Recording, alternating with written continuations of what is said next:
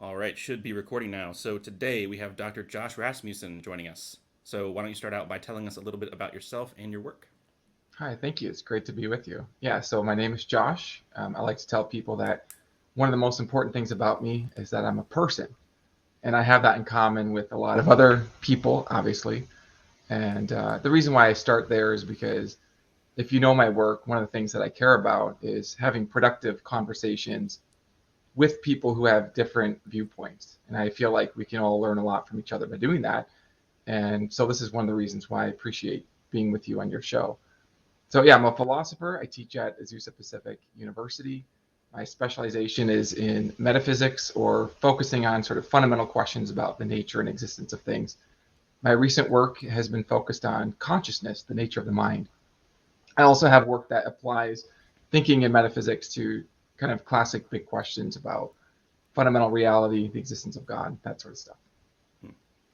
Interesting. So one of the things that I like to do when I get especially scholars on is a lot of times there's different channels that want to jump right into the scholarly content, but I actually want to hear your story before we even get Yeah. into some of this other stuff. So what was your let's start with your religious background and upbringing, and then we can go more towards maybe a shift in your views about ultimate reality and maybe a shift in some of your theological views. But let's just start with like how are you raised and like what was your background? Yeah. So there are different elements, obviously, to my story, but my family is coming comes from a Christian tradition, and so Mm-hmm. that was sort of the heritage that I came from. And as I remember really being curious about questions, I didn't know the word philosophy, but like questions about numbers or infinity, or I remember in second grade thinking about my classmates and thinking like, how do I actually know that they're real and that they're not just holographic images? Like I remember just having these questions, but I Solipsist. never, yeah, I was like entertaining that, right? I didn't know Yeah, what it was called, but yeah. so I was very curious, but I never really had worldview conversations until later when I was in high school. And those conversations caused me to really rethink everything, just like what worldview I had been brought up in. And this led me to just not being sure. I remember lying in bed, looking at my ceiling fan, thinking, okay, do I believe in God? Yes or no? And I couldn't say one way or the other. It felt like 50-50. And I think that was kind of the point in my journey where I felt this conflict between what I might want to be true and like what might actually be true. And I just remember like feeling like, you know what, I can't just control reality. So that sort of led me to a quest to just seek after truth and take responsibility for my worldview. And I've never really stopped that. I mean, that's been my project kind of ever since, is to find out more and more about the world. So that's a little bit about kind of my upbringing and then sort of a worldview collapsing and then seeking to pick up the pieces, which kind of led me to become interested in philosophy. Right. So were you? Did you ever? I think I remember hearing you say that you actually classified yourself as an agnostic. How long is that true, and how long did that last? Yeah, Um, so it wasn't for that long of a time, but I would say that I was agnostic. And then kind of over the next year, I was researching, going to library, reading books, and that led me back to a kind of broad theism. Um, well, when I say back, it's not like I ever returned exactly to my original viewpoint. A lot of well, things, sorry. yeah. Go ahead. Yeah, No, I was sure. gonna say, what was your original like? I mean, this ties into other things that we could talk about. Like, what was your original starting point, like theologically, like that you were raised? And so, obviously, you went. It sounds like you went from a certain point to theism, and then kind of built up. Kind of from the ground up. What do I believe? Yeah, just really exploring like what do I think is true, Right. and I mean there are a lot of different theological propositions. One of them had to do with like how long God took to create creatures and how God Mm-hmm. created creatures, and some of those viewpoints got washed away and never returned, and so that would be like an example. Right. Yeah, Okay. Yeah, that's interesting. So, I think I think it might be more. It seems like there's a lot of people who like the theism and atheism thing. It's like there's a light switch where they go from one to the other really quick. And my experience was similar to yours. Is I deconverted from Christianity specifically, and agnosticism for me lasted several years until hmm, I sort of became a tentative, what I consider a tentative atheist. I'm not really yeah, dogmatic about it, but yeah, it's just I don't quite get the whole transition from like this thing. I don't know. I just agnostic for me was like a placeholder while I was exploring stuff, and I don't know if I would say it was quite. It was more like I don't know agnosticism. Like it was. I don't even know if I would have been able to quantify it like 50-50 in the way that you said maybe. But yeah, I just thought it was interesting. And so maybe do you want to talk a little bit about? So you gave an example of how you started with certain views about how God created stuff, and as an example, but how else has your theological views evolved? I mean, we can get into this a little bit later, but you might want to give maybe more examples. Yeah, no, it's interesting. I feel like it's a continuing thing. I mean, even just recently, I've been thinking more about infinity as it relates to abstract objects. When I was in graduate school, I became persuaded that there are properties and numbers; these things are real. That when mathematicians are investigating equations, they're investigating truths about an abstract reality. So I was a Platonist, but then I encountered some puzzles with self-reference that led me to modify my Platonism, which then has affected my thinking about God's knowledge, or how, that it kind of has to do with the nature of reality and how there could be a totality that God knows and how that works. So I've shifted to thinking that God's knowledge is more dynamic than I used to think, for example. That would be another point of transition. Was it like, I don't know if is it correct to qualify you as a divine conceptualist? Or is that, I don't know if everyone knows what that means, but I mean, I think I've listened to some of your stuff. It's been over a span of time, so I don't quite remember off the top of my head, like some of your positions, but I think that might be. I'm open to that. I'm also open to the idea that there are abstracta that aren't grounded in concepts or mental phenomenon. But I got moved off of this sort of, I call unqualified Platonism, where just all the logically possible propositions are all ungrounded and actually existent from eternity. And that leads to self-reference problems that I haven't been able to overcome those. So I don't think that's right. And so this allows then for a supreme mind to have a more dynamic unfolding of awareness. It allows more choice in God's mind. So God can like reflect on God's reflection. So like maybe there's an exhaustive first order knowledge of first order reality. I'm open to that. But then the idea that God can then reflect on God's own reflection, and that leads to a kind of iteration and a dynamic layer to God's knowledge. That seems pretty compelling to me at this point. A lot of this stuff starts getting really complex when you start to.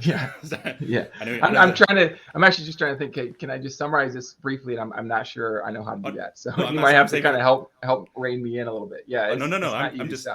I'm just saying. I'm thinking of the audience. I'm not saying it. Just whenever you talk about foundational things and just Yeah, I'm with you. I'm thinking of the audience too. I'm thinking. Yeah. Help me with this because these are not easy concepts, and my thinking has kind of been in transition on that particular one. Yeah. Well, let's not get too stuck on divine conceptualism and all this other stuff, going on with that. But so one of the main reasons that I wanted to invite you on is to talk about hell and how I'm going there. I'm just kidding. We're all going there.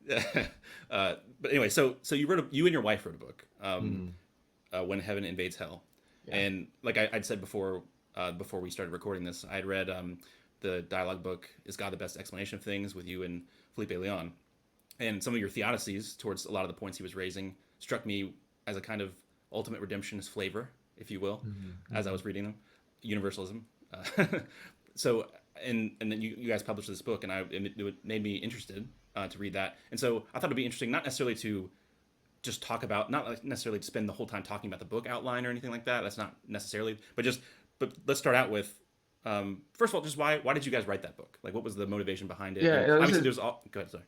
No, this is a great question. I was actually just thinking I should have answered your question about my theological updates in terms of this, because this is something that my wife and I have been on a journey. For myself, I would say about a kind of a 10-year journey of a slow and gradual shift from sort of seeing the question is, what is the fate of people? Okay.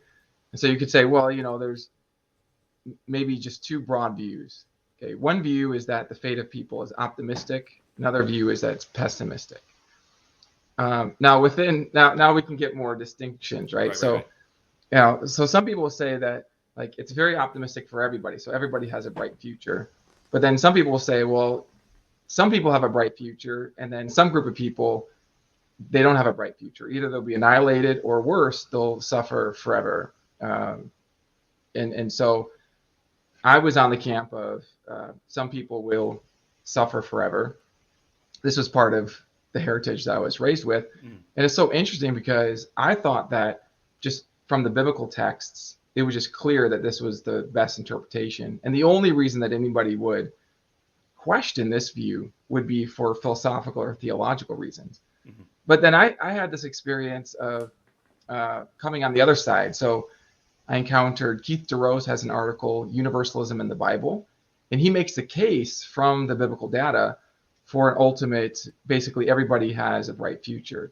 Now, it's not a no hell view, so he thinks people can go through a state of suffering and pain, but ultimately everybody can come out and will come out and come into a bright future. And that article, it convinced me that it was possible. I wasn't persuaded by his arguments, but I was persuaded that he was being sincere in reporting that he was persuaded by his arguments.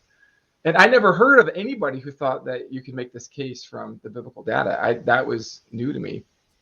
And so that kind of opened up my interest to like just paying attention to the texts and looking at the original language. But it was funny because I remember having a conversation with a friend on this topic, and I was kind of slowly shifting, and I got to a point where I couldn't defend the eternal conscious torment view from the biblical data, but I could still defend it philosophically. So I was sort of on the other side of that. Yeah, that's interesting. I could come up with arguments for how, this could make sense philosophically. And so, it's been a slow step by step, but my wife and I, when we wrote that book, what we wanted to do is we wanted to simulate a lot of the different arguments in a dialogue. So it's a fiction. It takes place in heaven. It's a dialogue that simulates arguments that I think a lot of people are not aware of the different arguments. I mean, I wasn't aware of the different arguments. And we wanted to do it in a setting that people could kind of explore it. So it wasn't just a contest of like, here's my case against you and you're wrong, but rather we can really develop the arguments like from revelation or from justice or from free will. And we talk about responses to those and counter responses. So that's why we wrote the book, is we wanted to help people to explore these things at a greater depth and to really understand what's at stake at a level of depth that maybe they're not familiar with. So I should give Christians your book and a copy of David Bentley Hart's book, both at the same time, and say, read each of these, whichever compels you the most. Yeah, well, David Bentley Hart, his rhetoric is so tough. So I've read David Bentley Hart. Now, the difference between his book and mine, and I appreciate David Bentley Hart, but the difference is that he never had the eternal conscious torment view. And he talks in the beginning of the book, like it's hard for me to understand like why people get so vehement in their defense of that view. It's hard for me to understand that psychologically. But I understand it very much psychologically because it was like baked into my understanding for so long. And so it took a lot to move out of that position. But yes, so you could give both books. One is sort of that gentle and the other is kind of rhetorically powerful poking. Moses strokes his beard at your comments there. Yeah. Making reference to in the book. Yeah. So that actually brings me to the next thing. So you kind of, there's obviously lots of stuff going on, but there's the dialogue you set up between the noble and the hopeful, and it's basically, I guess, I don't know if they personified the different camps and how they would interact with each other in a perfect world, how they might interact with each other, in heaven. Yeah, yeah, and they can disagree. So that's what we wanted to show. You could maybe have a disagreement, but still have this perfection of love for each other. Because a lot of people, especially you see this in the political and religious debates, it's almost like, in order for you to actually be good, you have to like believe me, right? Well, maybe there could be disagreement even in a place where people just love each other perfectly. Just haven't read enough Jonathan Edwards. Anyway, I gotta make jokes throughout this. So that's great. How do you see? So again, you've personified these different. How do you see these kind of playing out in the modern context as people interact about these subjects? So, for example, I guess you could just elaborate a little bit more about that debate and how you see it playing out now, rather than just your depiction in the book, if that makes sense. You the mean different in the positions that, sort of contemporary conversations, you mean? like the reasons. Why don't you summarize the reasons that people normally Hmm. give for each side? Maybe that would be so the kind of Moses argument Sure. as you depict in the book versus the kind of Adam argument. So Yeah, yeah, so Moses is sort of representing, we call them the noble. And the noble is making a case. So just to give the audience a little bit more about what's going on in the book here, in the story, God basically asks the citizens of heaven a question. The question is, how would you feel if I offered the dark, oh, no, it was a separated soul, a place with us? How would you feel about that? And it's interesting because that the interpretation of that question by the people in heaven shifts through the conversation that they have uh, in heaven. There's this line in there that your experience unlocks interpretation, or unlocks meaning. So your understanding of even what God is asking is informed by your experience. So God asked this question, and so the people separate. They're like, why is God asking this question? Is this a test? So Moses represents those who say, they're called the noble. They say, well, this would violate perfect justice. It would violate God's revelation that's already been given to human beings. But then Adam represents what they call the hopeful. And he makes the case that actually maybe there is a possibility to allow a separated soul back into the kingdom of heaven. So this is what they debate. This is what they're discussing. So on the side of Moses, on the side of the noble, one of the big arguments is this argument from Revelation, that the biblical data already just rules this out. Then there's an argument from choice, that God would honor people's choice to be separated. There's an argument also from justice, that if people are separated or they're doing bad stuff, justice demands some kind of a punishment. And then Adam responds to those. And it's very interesting. If I could just point to the argument from justice here, and you can draw me out on any of the others, but it seems like the argument from justice can actually be turned into one of the strongest arguments for a kind of ultimate reconciliation. And here's why. It's because the biblical notion of justice, and I think this is an intuitive notion, is about making things right. So if you do a word study and you look up the occurrences of justice in the Bible, in the various texts, what you'll find is that it applies to the victim. So it talks about justice for the fatherless, or justice for the one that was hurt, for the poor. And it means making things right. Well, if one of the things that's been broken is relationship, then the only way to have complete justice is to make right all the relationships that have been broken. Now, you might say maybe that's impossible, right? Like maybe it's impossible for all the things that have been injured to be made right. But at least if you want to make the argument that God is able to accomplish perfect justice, and justice really does mean making things right, then that would seem to imply a kind of universal reconciliation of all relationships. God's infinite dignity has been offended, so it deserves an infinite punishment, though. Yeah, so this is the Anselmian idea, right? Like, how can a finite sin deserve an infinite punishment, right? And one idea is, well, God is infinite, and so if you sin against an infinite being, that's going to deserve an infinite punishment. But I mean, that's to even think of justice in terms of getting what you deserve. And this is one of the things that they discuss in the book is, well, what do you actually deserve?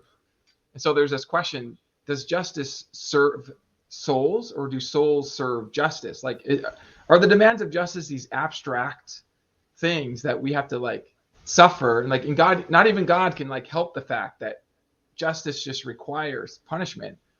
Or is it more like, I was thinking about this as a father when I had children, and I was thinking about like, well, why would I ever punish my children? Is it just to like serve the abstract demands of justice? Well, it seems like the only reason why I would ever like have a timeout or have some kind of a consequence in my experience with my children would be to protect them from something, or to either to give them some kind of a warning ahead of time and then have a consequence that's based on that rule, and the rule is there to protect them, or if there's some other reason, ultimately it's going to be to serve them, to help them to be corrected. I'm not going to just be like spanking my children forever and ever and ever just because the abstract demands of justice require it. Yeah. But this is going to turn on your theory of justice, and so different people have different arguments for different theories of justice. So I don't want to overstate this, but yeah. So that's one of the things that is in play there.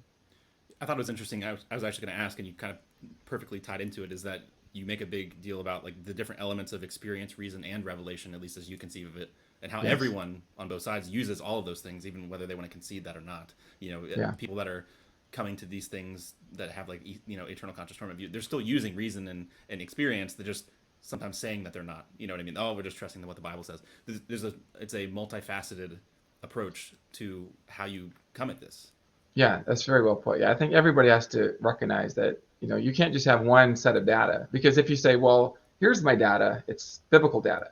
Okay, but you have to interpret the biblical data. How do you do that? We have to experience it. You have to apply reasoning. Right. Yeah, you can't really just divide these and say, well, this data is trustworthy, but like reason and experience are not, because you can't even access that data without using reason and experience. Yeah, it definitely goes down a rabbit. Well, you got to presuppose the Bible, and that's anyway. Yeah. So, what would you say? So, I guess, is there any other things other than you actually started out by saying that the first thing that actually kind of poked the bubble was hearing biblical arguments, because or arguments that you took to be defenses from a biblical standpoint at the time, and then it started to make you consider more things. And I think you just gave an experiential example of like you had kids and you started thinking about what is justice and how. Yes. So you have like that's two of the three. Is there any? Well, you also say. I mean, I guess reason would apply to how you would conceive of justice more broadly. I guess that would apply. So you kind of given experiential, reason, and biblical.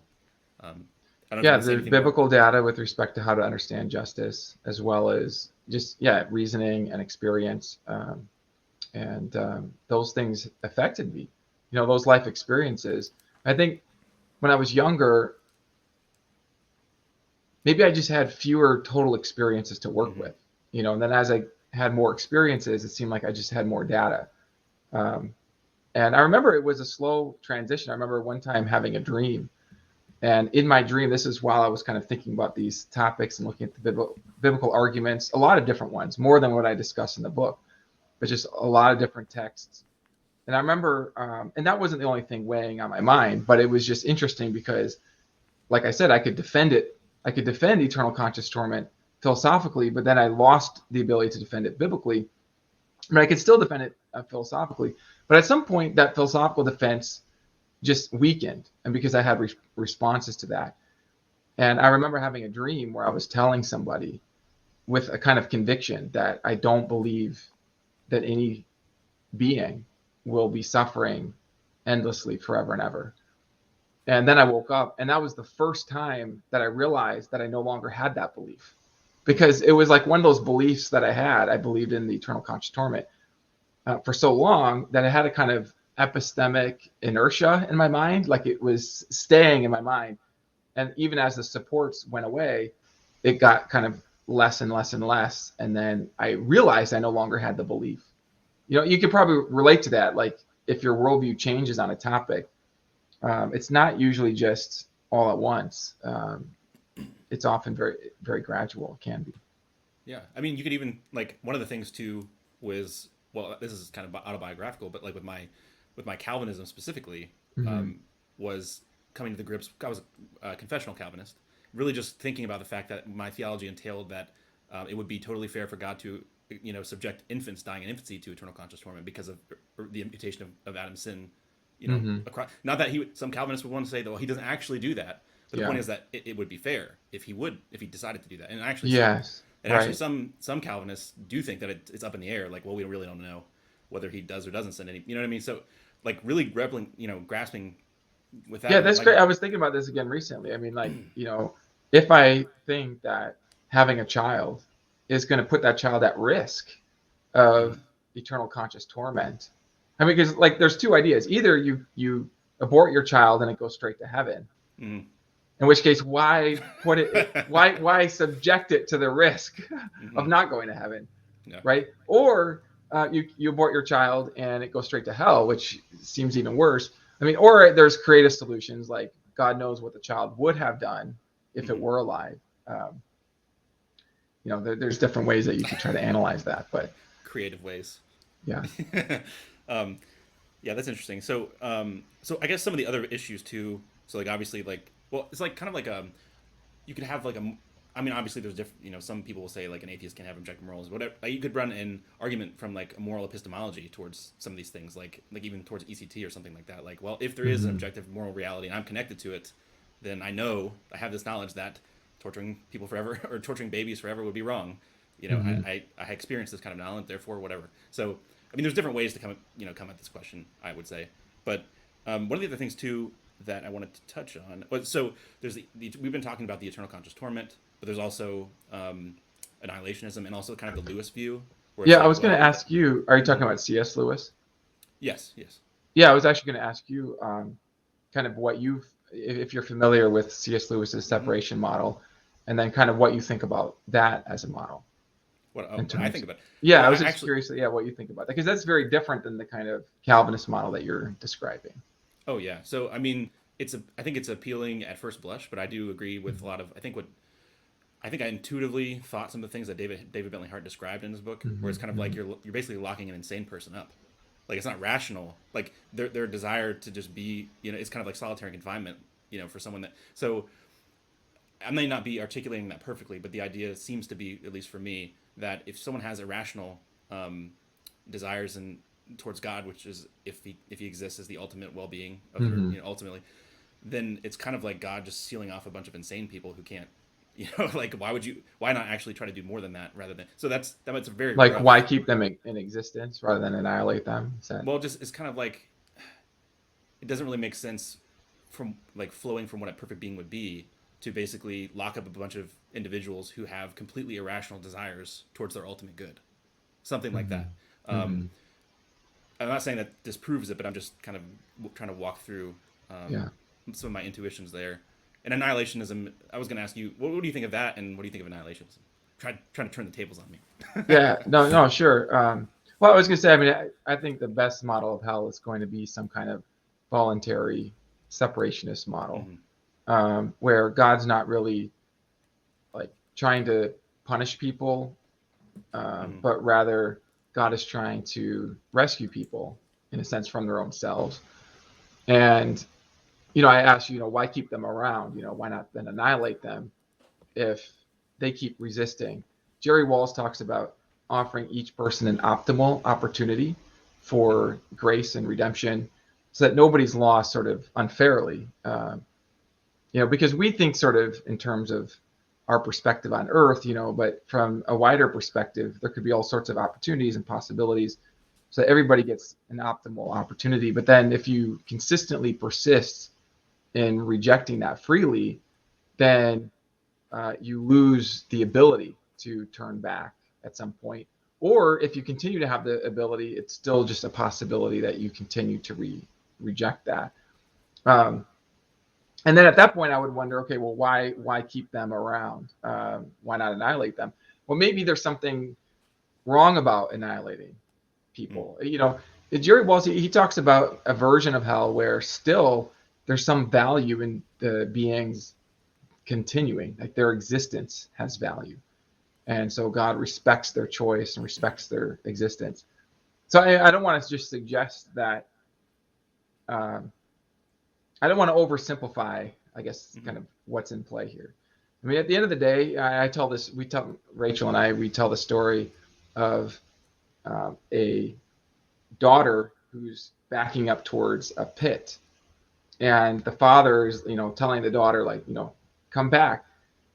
Well, if I'm the father and I see that that child has a choice to fall down a bottomless pit where they're going to suffer forever and ever and ever, and now there's nothing even I can do to restore them, I wouldn't give them that choice. Right? hmm So, I just think about my own children. I wouldn't give them that choice. Or if I have the power to give them a choice to repent at one time, could I restore them to an ability to repent again, so that perpetually over enough chances, eventually, the probability is very high that everybody would uh, be restored. So those are a few thoughts I have. Another thought I've been having is that I do think that if you have perfect knowledge, then you wouldn't be able to be sufficiently motivated to persist in behavior that's destructive to yourself. And so then the question is, would God be able to give people new opportunities by giving them new knowledge? And I actually think that the very experience of negative consequences for things that you yourself know that this is on you, this isn't just an accident, like you yourself know, like you made poor choices and hurt yourself, and that sometimes that those negative consequences, like maybe you treated somebody poorly and then you experience being treated in that same way, maybe by somebody else, and you really feel like, okay, I understand better like what that was like and what I did, and that itself can actually lead you to um, change your life around. I want to say too. Actually, my favorite illustration in the book was the one where you had Lucifer. I'll spoil it for people. Like Lucifer in the bubble and the I guess the tears or whatever. It's like the water washing over him, and basically he was basically what you just said, which is that he's experiencing the grief and the pain of what he's done. It's not necessarily like torture in the traditional sense, like the medieval sense of hell. It's more the knowledge. He's being imparted with knowledge of like an empathetic kind of knowledge of like what the consequences of his actions really were, and it's the people are watching him like make it stop. Like at what point do we stop this? And time's passing really fast in the bubble. So yeah, so Yeah. I thought that was an interesting part. And I mean, this coming back around to the whole, I honestly don't think, and I'll go back to the point I was on in a second, but like I don't know if I think that's a good illustration, like just to think that a lot of people that believe in like eternal conscious torment, I don't think they really think through what they're saying, because even that like modest example where you just for like a long period of time someone like writhing in agony, like I heard there's a so Abraham Piper, John Piper's son, has a TikTok, and he gave an example. It was fun, it made me laugh, but it's like even if someone had a lot of vengeance in their heart towards Hitler and you could bring Hitler back and hold him over an open flame, eventually it would be spent. Like eventually you'd be like, okay, I can't do it. Like, he's screaming enough, like at some point Your it's like desire for vengeance would it's sort of come to an end there. right. It's like at some point even the strongest, most vengeful person couldn't hold Hitler over an open flame forever. And so I think that's a good analogy, and kind of ties back to the analogy you gave, where it's important to think through the actual implications of what people are saying when they say some of this stuff. And I know for at least myself, and I think probably others who believe some of these things, they may have sort of scratched the surface of what they're saying, but it's almost like I want to guide them in a mindfulness meditation or something. Like close your eyes, think of the most painful thing you've ever felt, feel it go up your body, like and intensify. I don't know. It's a kind of joke, but seriously, like I don't, as an experiential point, I don't think people really think through some of these positions experientially. But Well, anyway. I just want to add to that. Well, first thing, I mean, I do think, I'm thinking now of Jerry Walls. I mean, he certainly thought through these things in a lot of detail. He's got 3 books on the afterlife. And he's a friend, and we talk about this topic. But I could just say for myself that, yeah, like I wouldn't even say it's about thinking through only. It's thinking through and also like understanding, like feeling, like on an emotional level, what that would be like. And the first time that I had that experience was when I was at Notre Dame. It was very cold, snowy, dark, and it was after class, and I was trying to get to my car. It was windy. It might have been below zero. I just remember it was very painfully cold. And at this time, I was thinking a lot about this hell question. And while I was walking to my car, I just imagined what it would be like if I was to experience this forever and ever and ever and ever and ever. And I knew that this was my state without end. And it just seemed so horrible. Like it was like for the first time in my life, like I felt like I got a bit of a taste of just like how horrible. I mean, it's not just a billion years or trillion years. It's truly like endless. And I think this is what you're talking about when you're saying it. People probably don't normally like really think this through on that experiential level, where you can just appreciate like you're falling down a pit and you're suffering endlessly, right? And I just remember thinking, okay, if that's the way reality is, like something horrible has gone wrong. That's not exactly an argument, but No. it is it was helpful for me to think about like what's really at stake there. No, that's actually very similar to an experience I had. Not quite. I mean, the big picture of it is, I've had issues in the past, not really recently, of partially dislocating my shoulders, and so there was one time that was especially bad. Like I was just playing with my dog and I just like kind of jerked it, and it was like out for the longest it's ever been. It was like, I don't know, a minute and a half. I almost vomited. But I was like, in that moment, for some reason, I was thinking, I was a Christian. I think I was, yeah. I was thinking about like the concept of hell. Like I don't know if I reflected afterwards, but it was just like in that intense pain.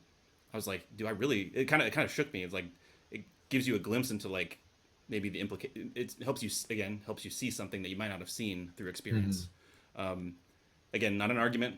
We're not saying that this is an argument or anything, but if there's any Christians that believe this listening, it's just there's ways to kind of wake you up from, not necessarily wake. I don't know if that's a good kind of slap you around to think about this in a different way, maybe if Yeah, to that's think about it, yeah, with maybe new motivation. I mean, especially when I would think about my own children, and I would just think, imagine them suffering in that way. I remember when I was a child, this is maybe sounds funny, but I remember asking my mom uh, if she had a choice between going to hell forever or her children going to hell forever. She said that she would go to hell forever, mm-hmm, rather than let us go to hell forever. Well, I was just a child at the time asking her this question. right. But I remember telling her, if I had a choice between me going to hell forever and everybody going to hell forever, including God, I would have everybody else suffer, because I just like the thought of just suffering forever like that just seems so horrible. But then Yeah, now that I actually have children, I was talking with my wife about this recently. It's like it's an impossible question, because I can't even imagine, like I can't even think about it too long. It just like pulls my heart out to think about them just suffering forever and ever. And especially if you think like I knew ahead of time whether I created them be lost forever. It's like, well, I've got to have some really good reason to create somebody if I know that by creating them, they're going to be lost forever. right. And there's this plays into different views of foreknowledge. Mm-hmm. So if you think God has that kind of foreknowledge, that even makes the challenge more, the question more pressing. What would be the motivation to create beings, knowing that they're going to reject salvation, let's say, in some form, and then suffer in that way forever and ever and ever?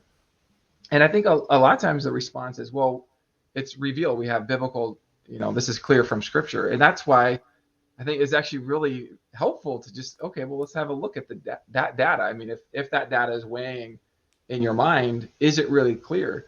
And in my experience from talking with people about this, it seems like this is just my own limited experience, but it seems like those who have studied the texts more tend to think that it's less clear, Mm-hmm. all the way to thinking even that the opposite is the case. There could be exceptions to that, but that's just been my general experience. Yeah.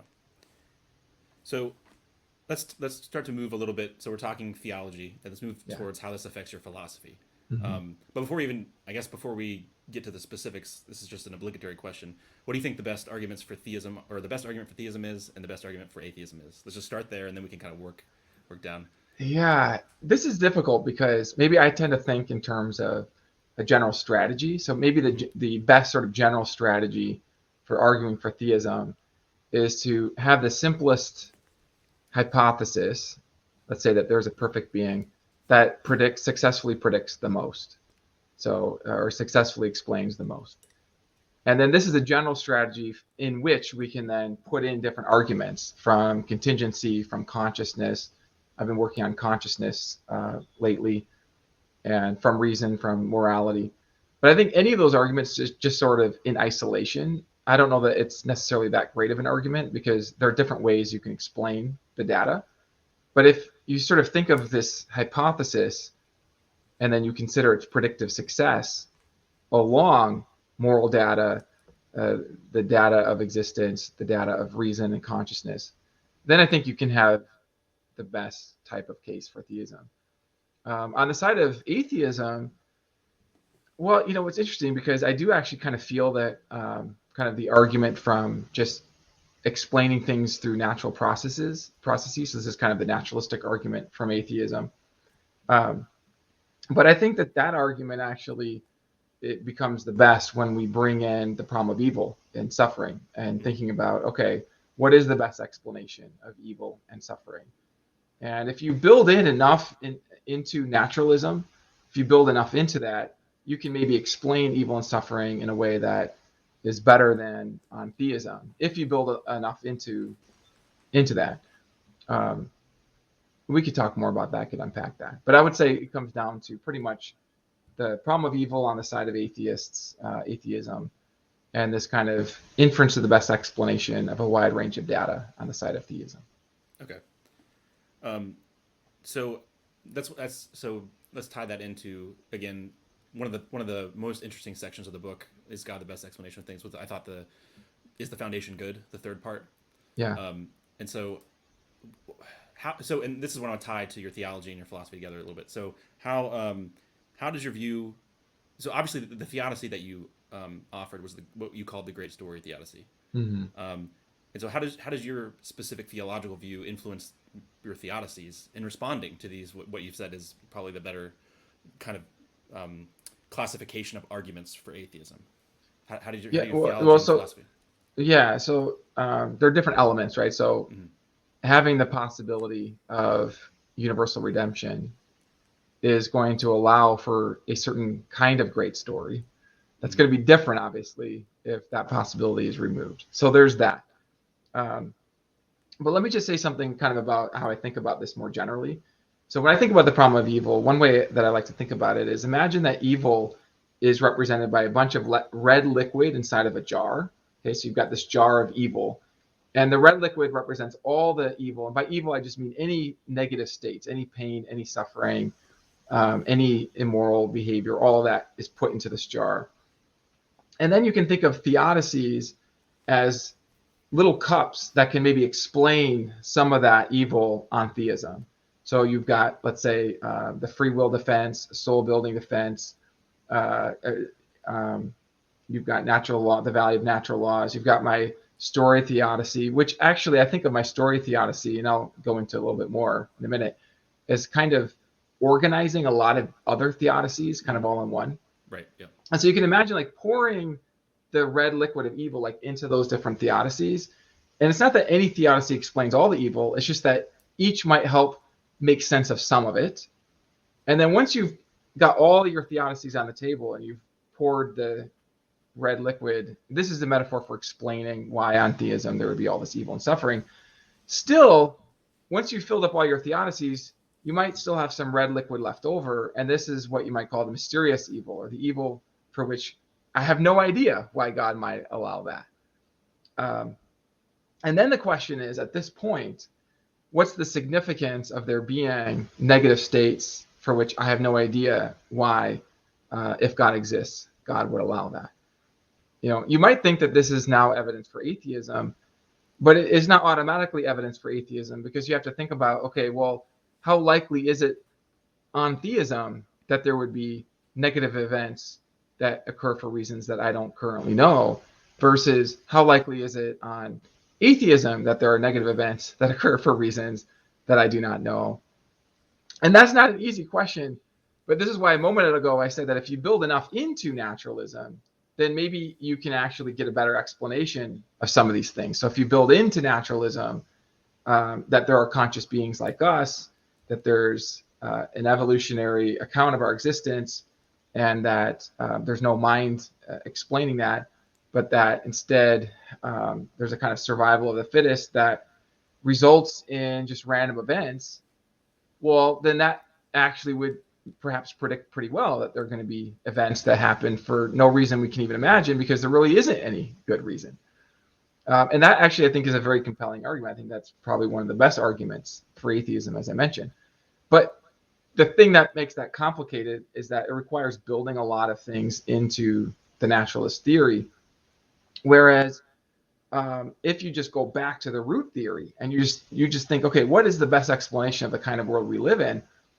Well, in my great story theodicy, the way that I was thinking about it is that if you just start with a supreme foundation, or foundation that has supreme value, and then you start teasing out, okay, what does that seem to imply? What can you predict from that? Well, I don't think you get 100% prediction, but I think you get something like a non-low probability or a non-surprising scenario in which the world unfolds to produce conscious beings that can have adventures, can even experience uncertainty through triumph, through heroism, through exploration, and that things may then happen at sometimes for reasons that you don't yet know. Whereas if you just deny that simple hypothesis, you just say it's not the case that reality begins with the supreme foundation, then you don't have a lot of information there that will predict much. You won't even be able to predict that there will be a universe, let alone conscious beings. And so if you want to compare sort of equally simple hypotheses, then you're going to get different predictive success there. I think that I'm saying more than what you've been asking right now, okay. but It's okay. I'm sure Dr. Leon would have a lot to say, but to your spiel there. So what I want to say, so I guess what I want to zero in on, though, I guess just out of my own curiosity, because I think this is the amount of red liquid that's left over. yeah, I think is big when we start talking about animal suffering, and even though regardless how you conceptualize it, I don't quite know whether or not.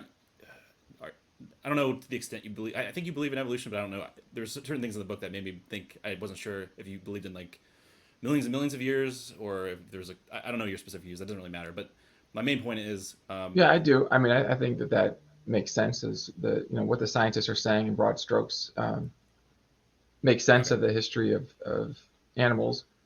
In fact, I even did some research on this, making evolution simulations. mm-hmm. I think I mentioned this in the book. You probably saw Right, right. that. Yeah. Um, But anyway, my yeah. what I wanted to kind of zone in on is that just because I Mhm. think that's one of the more pressing, at least more discussed issues now. Right? It's not because you can explain, I guess, human on human evil in the sense of like free will, and it becomes more difficult. I think when you start applying it to natural evil or like animal suffering, where you think basically starts to seem like they're moral patients rather than moral agents. And so, especially when you think of like one of the, I guess maybe it's probably not novel, but kind of novel, the idea of teleological evil, where Mhm. there's like baked into the basically sort of baked into the design plan of creatures is that they're just built to their To functions are eat built each other. to cause suffering to other beings. And so I guess Mhm. what I would want to do say is not really push you on that in the sense of this is definitely. So I want to talk about how maybe your specific Mhm. great story, because I don't.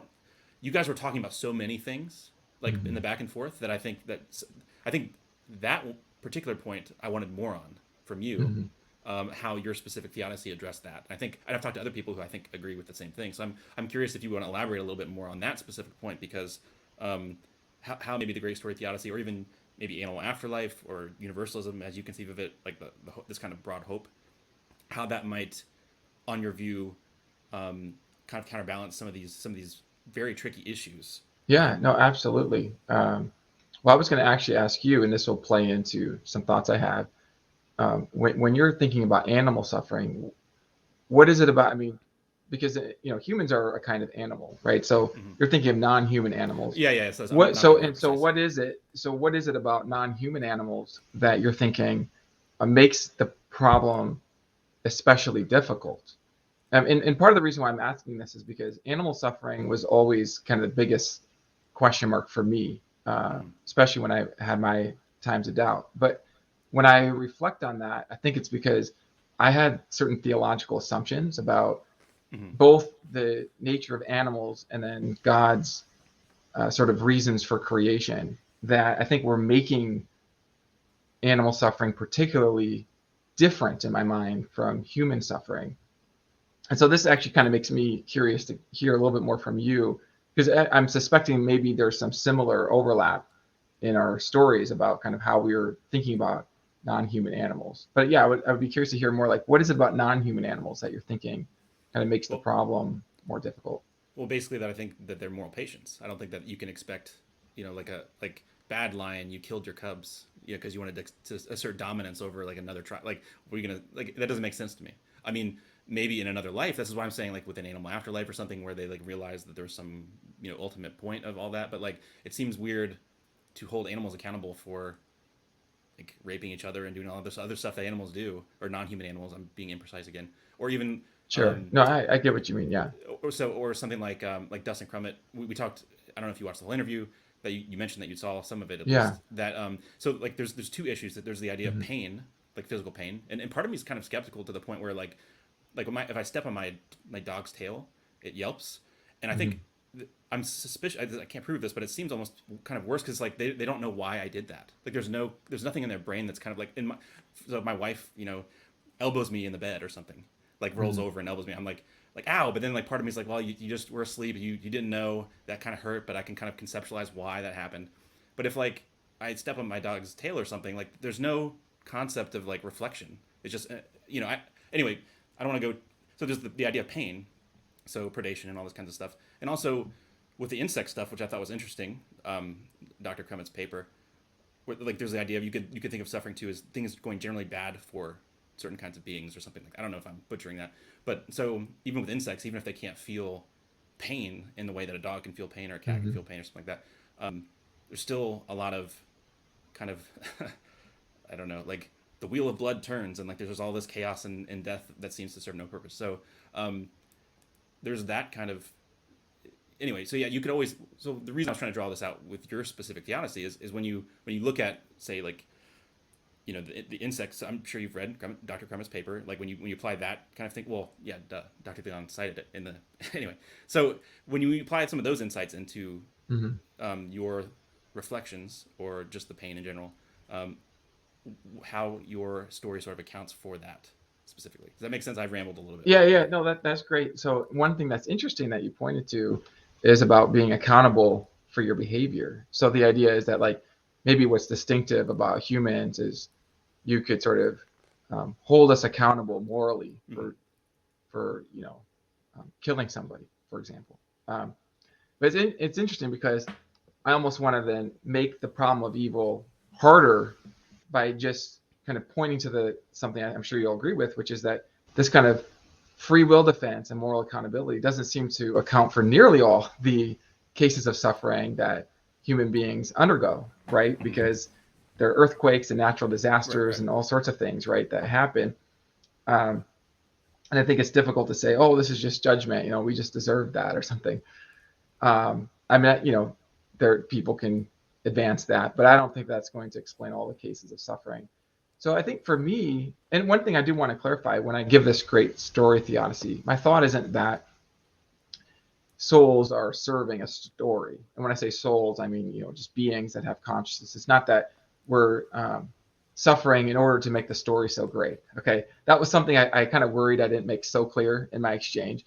I've experienced some events in my life that helped me to really appreciate that it's the other way. It's that the story serves the soul. So the idea is that there are all sorts of experiences in terms of adventure, heroism, compassion, forging of certain special kinds of relationships that depend on certain kinds of contexts and certain kinds of even limitations. And this is true, I think, for any being.